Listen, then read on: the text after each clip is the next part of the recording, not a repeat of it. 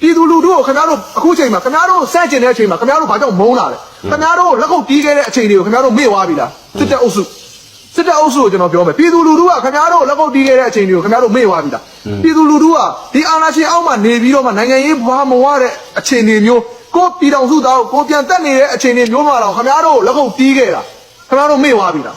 ကိုတိုင်းရင်းသားညီကောင်မောင်တို့ကိုပြန်တက်နေတဲ့အချိန်မှာတော့မှဒီပြည်မနေလူဒန်းစားတွေကနိုင်ငံရေးဘူးတုဒမကြွယ်ဝတဲ့အတွက်ကြောင့်မို့ခင်ဗျားတို့လက်ခုပ်တီးပေးခဲ့တာအခုခင်ဗျားတို့ကိုပြန်ပြီးတော့မှခင်ဗျားတို့လုံရက်ကအာဏာရှင်ကိုကာကွယ်ပေးတဲ့လုံရက်တွေဖြစ်သွားလို့ပြည်သူလူထုကမဖြစ်မနေတော်လှန်တဲ့အပေါ်မှာတော့မှ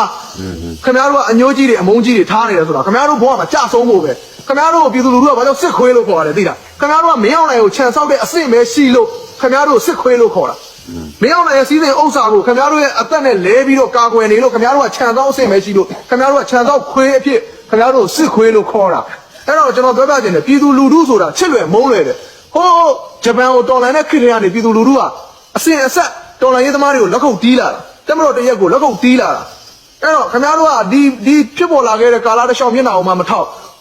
်နော်ခွေးလို့ခင်ဗျားတို့ကြိုက်တာပြည်သူလူထုကအာဏာရှင်ကိုဖြိုဖျက်နေတာခင်ဗျားတို့ကဂျားထဲမှာကန့်လန့်ဖြစ်နေလို့ခင်ဗျားတို့ကသေနေရတာအဲ့တော့ခင်ဗျားတို့ကကိုယ်သေးတွေကိုတူးနေတာစစ်ခွေးတွေရဲ့ခင်ဗျားတို့ပြောပြချင်တာကခင်ဗျားတို့ကကိုယ်သေးတွေကိုတူးနေတာကျွန်တော်တို့ကမင်းအောင်လိုင်ကိုဖြုတ်ချနေတာမင်းအောင်လိုင်အပါဝင်စိုးဝင်းအပါဝင်အာနာသိန်းအုပ်စုက10ယောက်ကျော်ပဲရှိတယ်12ယောက်အာနာသိန်းခေါင်းဆောင်တွေက12ယောက်နော်ပြီးလို့ရှိရင်ဒီခရိုနီတွေနဲ့ဆိုလို့ရှိရင်အနည်းဆုံးလူကရာပိုင်းလေးပဲရှိတယ်လူရာပိုင်းလေးပဲရှိတယ်အဲ့ဒီလူရာပိုင်းလေးကိုကျွန်တော်တို့ဖြုတ်ချနေတာကိုခင်ဗျားတို့ကကန့်လန့်ဖြစ်နေလို့ခင်ဗျားတို့မိမတွေမုံဆိုးမဖြစ်နေတာကျွန်တော်တို့ကလူလွတ်တွေအများကြီးပဲကျွန်တော်တို့သေသွားလို့အမေဝမ်းနေတာလွယ်ဘာမှဖြစ်ဘူးခင်ဗျားတို့သေသွားရင်အနောက်မှာမိသားစုတွဲလဲနေဘာဖြစ်လို့လဲဆိုတော့ကျွန်တော်ကစစ်တဲ့ထဲမှာနေခဲ့တာခင်ဗျားတို့စစ်တဲ့ထဲမှာနေတယ်ဆိုတာပြောပြမယ်စစ်တဲ့ထဲမှာအုပ်စုက3အုပ်စုလောက်ရှိတယ်တမှုတစ်ယောက်ပြောင်းလာတာနဲ့ဟိုပါလေစစ်သားရဲ့မိန်းမဆိုတာမိခိုဆိုတာဖရိတ်မလုပ်ရဘူးမင်းတို့နေပါစစ်တဲ့ထဲမှာဖရိတ်လုပ်နေတာမင်းတို့သိလားဒီခွေးတောင်စားတွေကလူလိုနားလည်မဲ့ကောင်းနေမို့မင်းတို့ကငါတတ်မှာမင်းတို့စစ်ခွေးတွေကငါတတ်မှာမင်းတို့ကြည်တာမင်းတို့စစ်သားတွေများရှိအောင်မလားလို့ပြီးတော့ငါခေါ်နေတာကြားလားအဲ့အောင်မြို့ထဲမှာသိတာဒီတိုင်းဝူရှူဝါခိတွေကချလာတာအခုလက်နက်တွေအများကြီးရနေပြီကြားလားအဲ့တော့ငါရဲ့အဖွဲကိုတပြူဟာလောက်တောင်မင်းတို့မနိုင်တော့ဘူးကြားလားမင်းတို့ကြိုက်မှာထပ်ပြီးတော့စုနေတယ်ကြိုက်မှာအဲ့တော့မင်းတို့ငါပြောချင်တာကငါအဖေစစ်တပ်ထဲမှာနေတော့တိုက်ပွဲထဲမှာကြံခဲ့တော့ငါခံစားဘူးတဲ့အဲ့တော့မင်းတို့မခံစားသေးခြင်းဘူးအဲ့တော့ပြည်သူလူထုနဲ့ရက်တီပါပြည်သူလူထုနဲ့ပူးပေါင်းပါအတလို့မသေးသေးခြင်းမသေးနဲ့မင်းတို့ခွေးစီဝတ်တွေသေးနေတာစောက်ချက်တွေတုံးတယ်မင်းတို့သေလို့ဖြစ်လာတဲ့မြေဩဇာတွေကလည်းပေါက်လာတဲ့အသီးလည်းကောင်းမှာမဟုတ်ဘူးအဲ့အသီးလည်းငါမစားချင်ဘူးအဲ့ဒါကြောင့်မင်းတို့ငါပြောပြနေတာမင်းတို့တက်ထဲမှာဆိုလို့ဟဲ့အောင်တက်ထဲမှာဟဲ့အောင်လူကြီးဘယ်လောက်ရှိလဲဆိုတာရအောင်အလွတ်ရတယ်ကြားလားမင်းတို့စင်ရ6သိန်းတွေ6တန်းတွေလာမပြောနဲ့စစ်တပ်ထဲမှာမွေးပြီးတော့ဟဲ့ပဲကို10ပြည်လောက်စားလာတာကြားလားသိလားစစ်တပ်ကပေးတဲ့ပိုးတုံးနေတဲ့ပဲကို10ပြည်လောက်စားလာတာအဲ့ဒါမင်းတို့ဖေစစ်တပ်ကပေးတာမဟုတ်ဘူးပြည်သူလူထုရဲ့ရန်ပုံငွေနဲ့ဝယ်ပြီးတော့ပေးတာငါလည်းငယ်တော့သိလားကာချုပ်ကြီးပေးတဲ့ထင်ပြီးတော့မှနော်ကာချုပ်ကြီးပေးတဲ့ထင်ပြီးတော့မှဒါတော့ဦးစီးချုပ်တွေပါလို့ကျေးဇူးတင်တာဟောကွာငါတို့ကငါလုံးမသူတို့ပေးတဲ့လက်ကိုပဲတွေးတာဟုတ်သူတို့လက်ထဲကိုလာထည့်တဲ့ပြည်သူလူထုလက်ကိုမတွေးဘူးကွာအဲ့တော့ကျေးဇူးတင်ခဲ့မိတယ်ကွာသိလားအဲ့တော့ငါပြပတ်ချင်တာကမင်းတို့စစ်တဲ့ထဲမှာဆိုရင်နံပါတ်1နော်အရာရှိတယောက်ပြောင်းလာလို့ရှိရင်အဲ့အရာဒီနဲ့ပတ်ပြီးတော့မှပတ်သက်ပြီးတော့မှနော်စစ်တဲ့ထဲမှာရှိတဲ့စီအုံးလေးအနှဲငယ်တီဟိုလေးအနှဲငယ်ဟိုနှဲငယ်ဒီနှဲငယ်ပေါ့ကွာအဲ့ဒါလေးတွေကိုပူပေါင်းခိုးမဲအုပ်စုတောက်စုနော်အဲ့ဒါတောက်စုဘယ်တော့မှရှေ့တန်းမထွက်ဘူးနောက်တန်းမှာပဲနေတယ်ရှေ့တန်းမလိုက်ရလို့အဲ့ဒီခေတ်ပတ်စံ6000နဲ့8000တွေပေးပြီးတော့အဲ့ဒီတမူနာမှာပဲကတ်နေတာတောက်စုနော်ပြီးလို့ရှိရင်နောက်ထပ်တောက်စုကပါလဲဆိုလို့ရှိရင်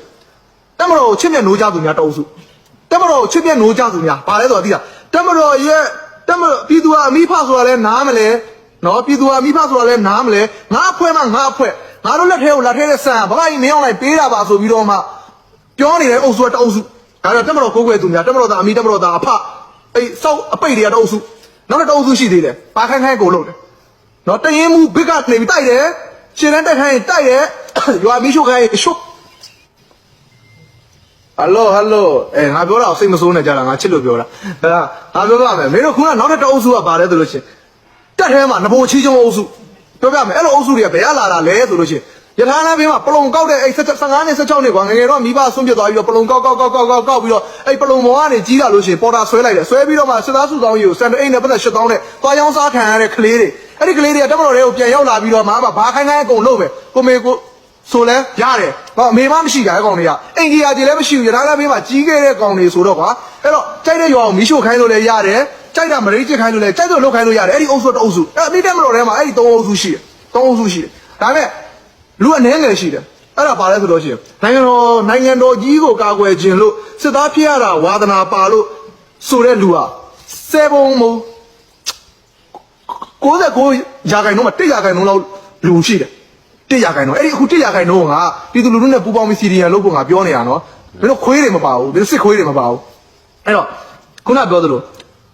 မင်းတို့အုပ်စုကအဲ့ဒီအုပ်စုပဲရှိတယ်အဲ့တော့ငါပြောချင်တာကခုနတော့ပိတ်နေတဲ့အလဲလဲအုပ်စုလေးတွေကိုငါမျက်စိနားဖွင့်ပေးလိုက်လို့ရှင်မင်းတို့မိန်းမတွေမိုးဆိုးမတွေမဖြစ်တော့ဘူးနောက်တစ်ခုကကျတော့ဘာလို့အကုန်လုံးတဲ့အုပ်စုတွေကကျတော့မင်းတို့စစ်တပ်ထဲမှာနေစစ်ခွေးဖြစ်မှာငါရှိမှနေစစ်သားဖြစ်မှာအဲ့တော့ငါတို့ရှိမှာ PDF တွေရှိမှာပြန်လာဖို့အဲ့ဒီဘာခိုင်းနှခိုင်းအကုန်လုံးတဲ့ကောင်တွေမင်းတို့ဖေးပေါ်3ရက်လားမသိပါဘူးကွာငါလုံးမပြောနေရတာတစ်မျိုးကြီးအဲ့တော့ငါပြောပါချင်တာအဲ့တော့မင်းတို့ရဲ့အုပ်စုတွေကမင်းတို့ဘာလုပ်မလဲမင်းတို့တမတော်ချင်းမြတ်လို့ဝင်ပါတယ်အမျိုးဘာသာသာသနာကိုဆော့ရှော့ပါတယ်ဆိုတဲ့ကောင်တွေကစစ်မှန်သောလမ်းမှာ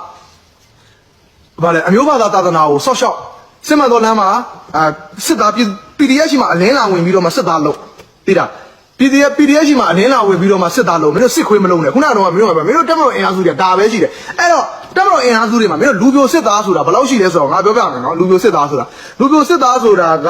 စစ်တပ်ထဲမှာယာကိုင်နှုံးက3ပုံ1ပုံလည်းရှိတယ်ကြံတဲ့ဟာတွေကဘာလို့မင်းတို့နောက်ပိုင်းကာလတွေမှာစစ်သားစုဆောင်ရတာအရန်ခက်တယ်တယောက်ထွက်ရင်2ယောက်စုရတာတို့ဘာလို့အဲ့လိုမျိုးတွေဖြစ်တယ်ဘာလို့မင်းတို့စစ်ခွေးအုပ်စုဆိုတာပြည်သူလူထုကတီးတာကြာသွားတဲ့ပုံမှာမင်းတို့စစ်တွေကိုကောင်းမှမဝင်တော့ဘူးမင်းတို့စစ်သားစုဆောင်ရတာခက်တဲ့ကြောင့်မင်းတို့မှာအင်အားမရှိဘူးမင်းတို့မှာဘယ်အင်အားတွေရှိလဲဆိုမင်းတို့အဖိုးကြီးတွေရှိတယ်တက်ကြက်ကြီးတွေ RSI တွေစီကျူကြီးတွေဓာကြီးတွေရှိတယ်ဓာကြီးတွေကစစ်နေခိုင်းလို့မရဘူးတထဲမှာလိုင်းကပေးပြီးတော့အင်အားဖြစ်နေခိုင်းရတယ်မင်းတို့အဲ့ဒါကြီးတွေကိုဘာကြောင့်မျှော်ကိုးပြီးထားတာလဲဆိုလို့ရှိရင်သူတို့မှပါလာတဲ့တားသမီးတွေကိုမင်းတို့ကဟောက်ခိုင်းလို့ရတယ်သိလားဟောက်ခိုင်းလို့ရတယ်ငါဖေရဲ့တငယ်ချင်းစစ်သားရဲ့တငယ်ချင်းတွေငါ့ကိုလာဟောက်နေတာအများကြီးပဲငါတို့အတူတူစစ်ခွေးဖြစ်ခဲ့တဲ့အချိန်ကနေငါတော့စစ်သားကနေပြီးတော့စစ်သားသားသမီးကနေပြီးတော့လူသားသားသမီးဖြစ်သွားပြီကွာမင်းတို့ကတော့ခွေးဘွားနဲ့နေတော့မယ်အဲ့တော့ငါ့ကိုပြန်လာဟောက်နေမင်းနဲ့တက်မတော်ထွက်သွားလို့ဒီစကားပြောတာပါကွာဟောဘူးငါစောက်တီးရှိသွားတာသိလားညံပွင့်သွားတာအဲ့ကြောင့်မို့မင်းတို့ပြောပြချင်တာမင်းတို့ညံပွင့်အောင်လို့ငါ share နဲ့လုပ်တာကွာအဲ့တော့ငါပြောပြချင်တာခုနကတော့မင်းတို့ကောင်နေစစ်သားဖြစ်ချင်လားစစ်ခွေးဖြစ်ချင်လားစစ်သားဖြစ်ချင်လို့ရှိရင် PDF တွေရှိမှာမင်းတို့လက်နဲ့ချအလင်းဝင်တယ်လို့ပြောရင်ငါနှိမ်တာကြအောင်မယ်အဲ့တော့ဟိုဘယ်လိုပြောမနှိမ်ဘူးကွာ CDN လုပ်လိုက်နော် bro CDN လုပ်လိုက်အဲ့တော့မင်းတို့ကောင်နေ CDN လုပ်လိုက်ငါဒီစကားကိုပြောနေတဲ့အချိန်မှာမင်းတို့ကြားရင်မင်းတို့ဖေတွေကိုပြန်ပြောအဖေသားကတော့ကိုယ်ဆွဲပြောတာကိုရှက်တယ်ကိုယ်ဆွဲတို့ကတော့အခုကတော့ပြည်သူတက်မလို့သားအစ်စ်တွေဖြစ်နေပြီသားတို့ကတော့စစ်ခွေးတွေဖြစ်နေတယ်သားတို့ဒီလိုင်းကမှမနေတော့ဘူးတော်ထဲမှာနေရရင်နေရပါစေသူများရင်တော့မီးမရှို့ဘူးဆိုပြီးတော့မှအဲ့လိုအတိတရားရအောင်မင်းတို့ဖေကိုပြန်ပြောမင်းတို့ဖေတွေကခေါင်းတွေဖြူပြီးတော့မှပဲတွေစားတာများပြီးအတိငယ်တွေနဲနေပြီငါကောင်တို့မင်းတို့ဘွားတွေတနာတယ်ကွာအဲ့တော့ကွာမင်းတို့ဘွားတွေကိုတနာလို့ငါအခုကမင်းတို့အခွင့်အရေးလာပေးတာစစ်သားသားသမီးဘယ်လိုပြောမလဲစစ်သားဖြစ်ချင်လားစစ်ခွေးဖြစ်ချင်လားဆိုတာအခွင့်အရေးလာပေးတာဘာဖြစ်လို့လဲမင်းတို့ပြောပါပဲမင်းတို့စစ်တပ်ထဲမှာအင်အားဘယ်လောက်ပဲရှိတယ်ဆိုတာကိုငါတို့အလွတ်ရတယ်အဲ့တော့ငါလိုပဲ CDN ငါတို့လိုမျိုးပဲတက်မတော်အတိုင်းဝိုင်းကနေပြီးတော့မှတောလာခိုတဲ့ကလေးတွေကအများကြီးပဲနောက်တစ်ခုကစစ်သား CDN တွေကလည်းအများကြီးပဲမင်းတို့ရဲ့ရိုဘောက်ကိုငါတို့ကအလွတ်ရတယ်အဲ့တော့ငါတို့မပြည့်စုံသေးလို့ငါတို့ခဏနေနေတာပြည့်စုံလာတဲ့အချိန်ကျရင်ကြိတ်မှာနော်အဲ့မင်းတို့အတလို့မသေးခြင်းနဲ့တကယ်ကြိတ်မှာနောက်တာမဟုတ်ဘူးအဲ့လေဘောကနေပြီးတော့မှဖိအားပေးနေတာမဟုတ်တကယ်လုံးပါဗျအဲ့တကယ်လုံးမှာနော်ဗရက်တွေကစိုးတယ်နော်ဗရက်တွေကတော်တော်စိုးတာနော်ဗရက်တွေကထိန်းလို့မရဘူးနော်ဗရက်တွေကတကယ်လုံးမှာအဲ့ကြမှာနှချီတွဲလဲမလုံးနဲ့မင်းတို့စိုး CDN လုံးကြတကယ်ပြောတာကိုယ့်ရဲ့မိသားစုကိုတကယ်ချစ်တယ်ဆိုရင်မင်းအသေးခံပြီးတော့မှစောက်ရေးမပါတဲ့ဒီအာနာရှင်အုပ်စုမင်းအောင်လိုင်တို့အတွက်နဲ့အသေးခံပြီးတော့မင်းရဲ့သားသမီးတွေမင်းရဲ့မိန်းမတွေကိုမုံဆိုးမသားသမီးတွေမဖြစ်စေနဲ့ကြားလားဘာပြောရမလဲမုံဆိုးမချင်းတူတော်မှဒီလိုမျိုး96ပါးယောဂါနဲ့တွတ်မဟုတ်အတိတ်ပဲရှိတဲ့လုံးရဲ့အတွက်သေသွားလို့သူ့မိမမုံဆိုးမဖြစ်ပြီးတော့သူ့သားသမီးတွေကသူရဲကောင်းသားသမီးဖြစ်တာကြားကောင်းသေးတယ်မင်းတို့ကစစ်ခွေးဘွားနဲ့လူမသိသူမသိသေပြီးတော့မှစစ်ခွေးဘွားနဲ့လူမသိသူမသိသေပြီးတော့မှမင်းတို့ရဲ့မိမတွေကသူရဲကောင်းသားသမီးတွေမခံရဘာလဲမခံရစစ်ခွေးငါယောက်ျားစစ်ခွေးမသားပေါ်သွားလို့တိုးတိတ်မုံဆိုးမတိတ်ပုံမုံဆိုးမဖြစ်သွားမယ်သိလား